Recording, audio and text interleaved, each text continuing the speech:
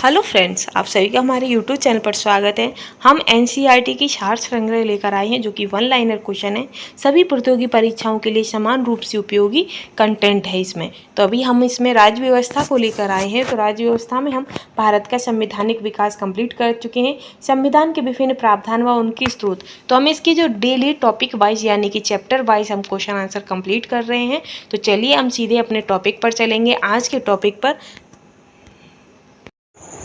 तो आज का टॉपिक रहेगा हमारा राष्ट्रपति। और राष्ट्रपति से संबंधित जो भी इम्पोर्टेंट क्वेश्चन होते हैं, ये जो एग्जामिनर है आपका वो किसी भी एरिया से कैसे भी क्वेश्चन पूछता है, उन सभी क्वेश्चनों का ये टॉपिक है। अगर एग्जामिनर आपसे पूछेगा भी आगामी परीक्षाओं में तो इन्हीं में से ही आपसे क्वेश्चन घुमा फिरा के पूछेगा। ठीक है, राष्ट्रपति का कार्यकाल कितना होता है, वो अपना शपथ ग्रहण कैसे करता है, उसका पदभार कौन संभालेगा, तो इससे संबंधित जो भी क्वेश्चन होते हैं वो हम करेंगे। ठीक है, तो चलिए हम चलते हैं सीधे अपने पहले पॉइंट पर चलेंगे। तो पहला रहेगा कि राष्ट्रपति पद की अहर्ताएं। जो राष्ट्रपति पद की यानी कि राष्ट्रपति बनने के लिए क्या क्या अहर्ताएं होनी चाहिए, क्या क्या क्वालिफिकेशन होनी चाहिए, वो दी गई हैं। तो जो आपकी जो क्वालिफिकेशन जो है वो आपके अनुच्छेद 58 में दी गई है। किस में दी गई है? क्वेश्चन आपसे पूछेगा कि राष्ट्रपति पद की जो क्वालिफिकेशन है वो किस अनुच्छेद में है, तो वो आपकी अनुच्छेद 58 में। ठीक है, और क्या क्या होनी चाहिए, तो भारत का नागरिक होना चाहिए, लोकसभा का सदस्य निर्वाचित होने की योग्यता होनी चाहिए, साथ ही किसी लाभ के पद पर नहीं हो, और उसके बाद न्यूनतम आयु कम से कम 35 वर्ष की होनी चाहिए। ठीक है, आगे चलेंगे हम कि भारत में राष्ट्रपति का निर्वाचन किस प्रकार होता है। तो अपने जो भारत में जो राष्ट्रपति का जो निर्वाचन होता है वो अप्रत्यक्ष मत से होता है। कैसे होता है? अप्रत्यक्ष मत से होता है। और कैसे? आनुपातिक प्रतिनिधित्व से एकल संक्रमणी मत पद्धति के द्वारा होता है, अप्रत्यक्ष मत से। ठीक है, आगे है कि भारत के राष्ट्रपति के चुनाव में मतदान कौन करता है, और राज्य जो भारत में जो राष्ट्रपति का जो चुनाव होता है उसमें मतदान कौन करता है, तो आपका आंसर हो जाएगा राज्यसभा, लोकसभा व केंद्र राज्यों व केंद्र शासित प्रदेशों की विधानसभाओं के निर्वाचित जो सदस्य होते हैं वो राष्ट्रपति के चुनाव में मतदान करते हैं। ठीक है, आगे चलेंगे हम नेक्स्ट रहेगा कि भारत के राष्ट्रपति उम्मीदवार के प्रस्ताव का अनुसमर्थन कम से कम कितने सदस्यों द्वारा किया जाना चाहिए। तो जो राष्ट्रपति उम्मीदवार के जो प्रस्ताव का जो अनुसमर्थन होता है वो कम से कम 50 निर्वाचकों द्वारा किया जाना चाहिए। कितने? 50 निर्वाचकों के द्वारा। ठीक है, आगे है कि भारत में राष्ट्रपति का चुनाव एकल हस्तांतरणीय मत प्रणाली के द्वारा होता है, सिंगल ट्रांसफेरेबल वोट सिस्टम के द्वारा। ठीक है, आगे हम बढ़ेंगे नेक्स्ट पर। आई होप आप लोगों को जो मेरे क्वेश्चनों का कंटेंट है वो आपको पसंद आ रहा होगा। नेक्स्ट है कि राष्ट्रपति के निर्वाचन में किसी राज्य का मुख्यमंत्री किस स्थिति में मतदान करने के लिए पात्र नहीं होगा। तो जो राष्ट्रपति का जो निर्वाचन होता है उसमें किसी राज्य का मुख्यमंत्री यदि वह राज्य विधानमंडल में उच्च सदन का सदस्य हो तो उसकी जो मतदान होता है उसका पात्र नहीं होगा, मतदान करने का पात्र नहीं होगा यदि वह राज्य विधानमंडल के उच्च सदन का सदस्य होगा। ठीक है, आगे है कि कौन राष्ट्रपति के निर्वाचन मंडल का तो भाग है परंतु वह उसके महाभियोग में भाग नहीं लेता है। तो जो राज्यों की जो विधानसभाएं होती हैं वो राष्ट्रपति की निर्वाचन मंडल का तो भाग होती हैं परंतु वह उसकी महाभियोग का भाग नहीं होती हैं। ठीक है, आगे रहेगा कि संसद और विधानसभा का कोई सदस्य राष्ट्रपति निर्वाचित हो सकता है परंतु उस पर क्या शर्तें होंगी। जो संसद अथवा विधानसभा का कोई सदस्य राष्ट्रपति निर्वाचित हो सकता है परंतु उस पर क्या शर्तें होंगी, तो उस पर शर्तें होंगी कि निर्वाचित होने के उपरांत उसे अपनी सदस्यता छोड़नी होगी। यानी कि अगर वो राष्ट्रपति के लिए निर्वाचित हो जाता है तो जो पहले वो जिस पद पर होगा वो उसे छोड़ना होगा। ठीक है, आगे रहेगा कि संसद के लिए राष्ट्रपति का अभिभाषण कौन तैयार करता है।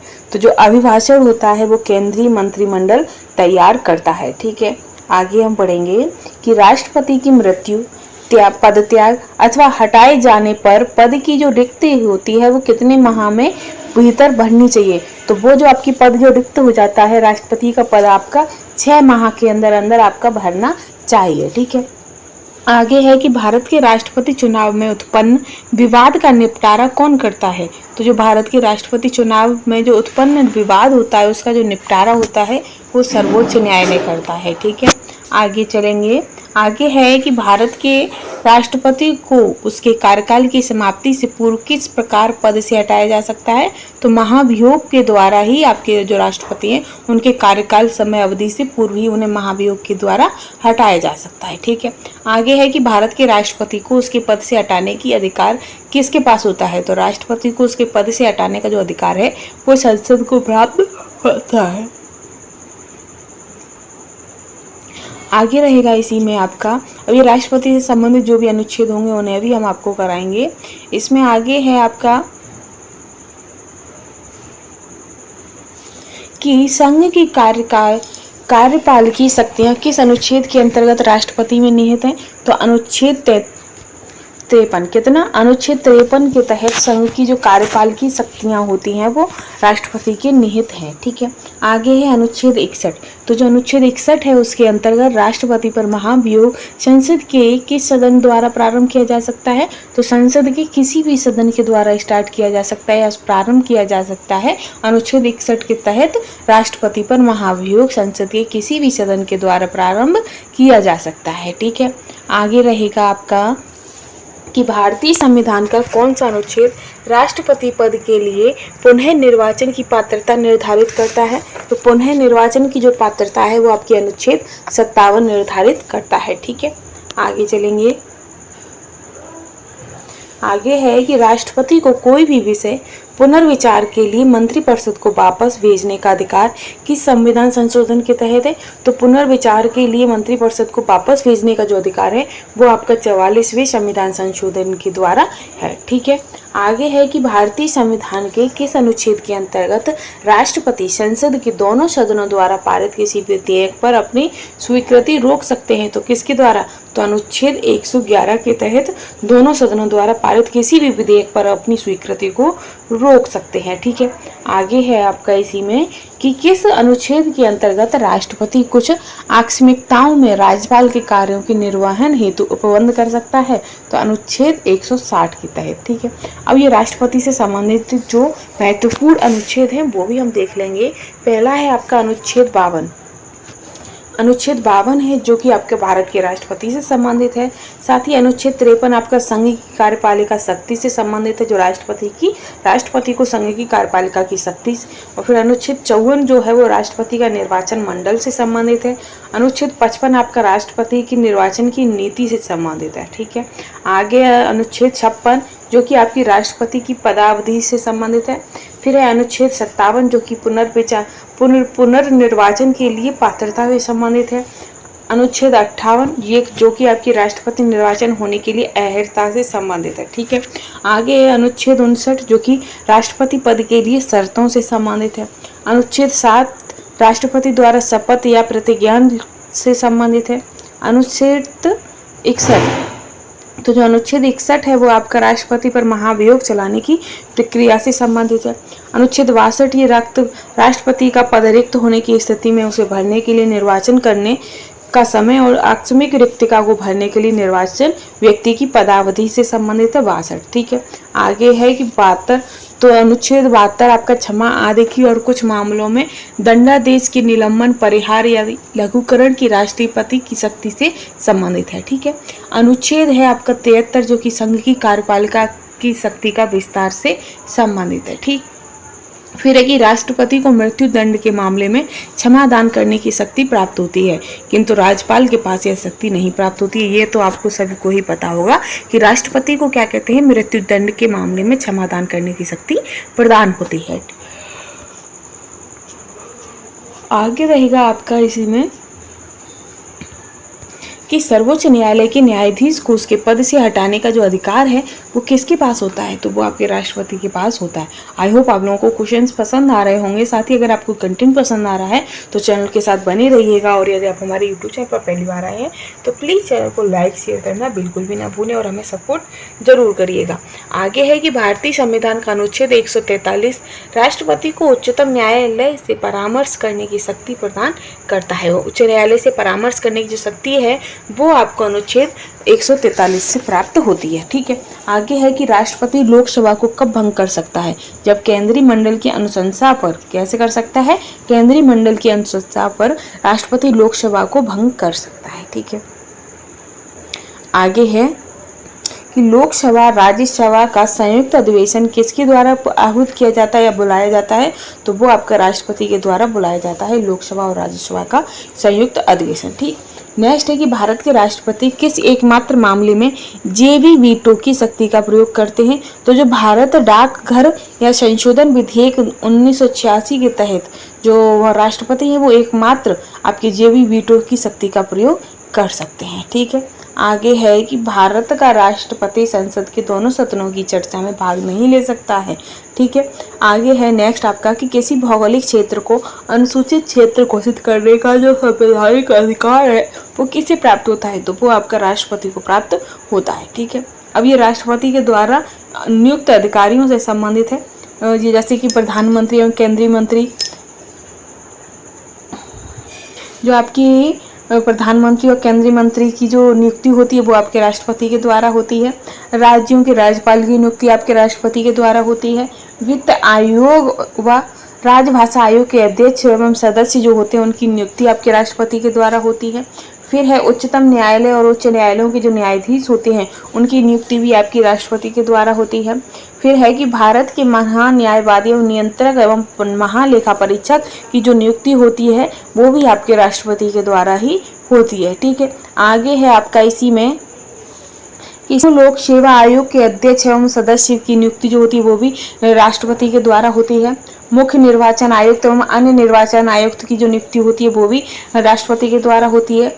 राष्ट्रीय मानवाधिकार आयोग के अध्यक्ष ये भी आप और सदस्य की जो नियुक्ति वो भी राष्ट्रपति के द्वारा। अनुसूचित जाति व अनुसूचित जनजाति आयोग के जो अध्यक्ष एवं सदस्य होते हैं उनकी नियुक्ति भी राष्ट्रपति के द्वारा। संघ राज्य क्षेत्रों के राज्यपाल अथवा प्रशासक की जो नियुक्ति है वो भी राष्ट्रपति के द्वारा। दिल्ली व पांडुचेरी के जो मुख्यमंत्री होते हैं उनकी भी नियुक्ति आपके राष्ट्रपति के द्वारा ही होती है। ठीक है, आगे है आपका इसी में कि वर्तमान में राष्ट्रपति का मासिक वेतन कितना है, तो वर्तमान में जो राष्ट्रपति का जो मासिक वेतन है आपका वो 5 लाख है। ठीक है, आगे है यदि भारत के राष्ट्रपति का पद रिक्त हो जाए और कोई उपराष्ट्रपति भी ना हो तब कार्यवाहक राष्ट्रपति कौन बनेगा, तो उस वक्त जो आपका राष्ट्रपति बनेंगे कार्यभार जो संभालेंगे वो आपके सर्वोच्च न्यायालय के मुख्य न्यायाधीश संभालेंगे। ठीक है, आगे रहेगा आपका नेक्स्ट कि वह राष्ट्र का प्रतिनिधित्व करता है परंतु राष्ट्र का नेतृत्व नहीं करता। यह उक्ति किस पर लागू है, तो ये आपके भारत के राष्ट्रपति पर लागू है। ठीक है, आगे है कि भारत के राष्ट्रपतियों में से कौन बिहार का राज्यपाल रह चुका है, तो जो आपके जाकिर हुसैन थे, साथ ही आपके श्री रामानाथज्ञ कोविंद थे, ये आपके भारत के राष्ट्रपति के साथ साथ बिहार के राज्यपाल भी रह चुके हैं। ठीक है, इसी के साथ चलेंगे हम और अपने क्वेश्चंस देख लेंगे राष्ट्रपति से संबंधित, क्योंकि राष्ट्रपति हुए और आपके प्रधानमंत्री हुए, उपराष्ट्रपति हुए, राज्यपाल हुए, इनसे संबंधित बहुत सारे क्वेश्चन आपके एग्जाम्स में पूछे जाते हैं। ठीक है, आगे है कि राष्ट्रपति के प्रसाद पर्यंत पद धारण करने वाले पदाधिकारी कौन होते हैं, तो संघ के मंत्री होते हैं, राज्यों के राज्यपाल होते हैं और भारत के न्यायवादी होते हैं आपके राष्ट्रपति के प्रसाद पर्यंत पद धारण करने वाले पदाधिकारी। ठीक है, आगे है आपका कि एक विधेयक जो संसद में प्रस्तुत किया जाता है वह किस प्रक्रिया के बाद अधिनियम बन जाता है, तो वो राष्ट्रपति के हस्ताक्षर के बाद अधिनियम बन जाता है। ठीक है, फिर है कि जब कोई विधेयक संसद के दोनों सदनों द्वारा पारित किया जाता है तो राष्ट्रपति को उस विधेयक पर अपनी अनुमति रोकने का अधिकार प्राप्त होता है। आगे है कि निर्विरोध रूप से चुने गए भारत के प्रथम राष्ट्रपति कौन थे, तो वो आपके नीलम संजीव रेड्डी थे। कौन थे, नीलम संजीव रेड्डी। ठीक है, आगे है नेक्स्ट कि भारत के राष्ट्रपतियों में से किनका संबंध ट्रेड यूनियन आंदोलन से रहा है, तो जो आपके वाराह वेंकटगिरी थे उनका संबंध ट्रेड यूनियन आंदोलन से रहा था। ठीक है, नेक्स्ट है कि भारतीय संविधान भारत के राष्ट्रपति को राज्यों के मुख्यमंत्री की नियुक्ति का अधिकार नहीं देता है। ठीक है, आगे है कि राष्ट्रपति का कार्यकाल कितना होता है, तो राष्ट्रपति का जो कार्यकाल है वो पद ग्रहण के दिन से 5 वर्ष तक होता है। नेक्स्ट है कि भारत के किस राष्ट्रपति को मिसाइल मैन कहा जाता है, तो जो आपके डॉक्टर APJ अब्दुल कलाम थे उन्हें मिसाइल मैन भी कहा जाता है। ठीक है, नेक्स्ट है कि भारत के मुख्य न्यायाधीशों में से किसने राष्ट्रपति के रूप में कार्य किया है, तो जो आपके जस्टिस M हयातुल्लाह हैं उन्होंने न्यायाधीश के साथ साथ राष्ट्रपति के रूप में भी कार्य किया है। ठीक है, फिर है कि धन विधेयक को पुनर्विचार हेतु लौटाने का संवैधानिक विशेषाधिकार राष्ट्रपति के पास नहीं होता है। ठीक है, नेक्स्ट है कि श्रीनाथ कोविंद का भारतीय गणतंत्र के राष्ट्रपति के रूप में कौन सा क्रम है? तो 14वां है। ठीक है। आगे है कि वित्त आयोग की नियुक्ति कौन करता है? तो वित्त आयोग की नियुक्ति आपके राष्ट्रपति करते हैं। राष्ट्रपति के रूप में डॉक्टर राजेंद्र प्रसाद ने सबसे लंबी अवधि 1950 से 1962 तक एवं डॉक्टर हुसैन ने कार्यकारी राष्ट्रपति छोड़कर सबसे कम अवधि 1 वर्ष से 11 वर्ष तक की कार्य किया था। ठीक है।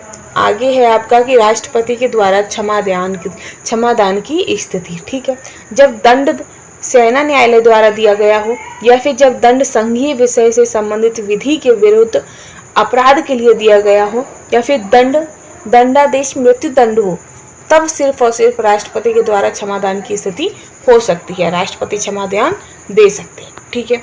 आगे है कि राष्ट्रपति के विरुद्ध महाभियोग संसद द्वारा चलाई जाने वाली अर्ध न्यायिक प्रक्रिया है। तो ये जो आपके राष्ट्रपति से संबंधित जितने क्वेश्चन थे, जिस तरीके से आपका एग्जामिनर क्वेश्चन पूछ सकता है, वो हमने कंप्लीट कर लिए हैं।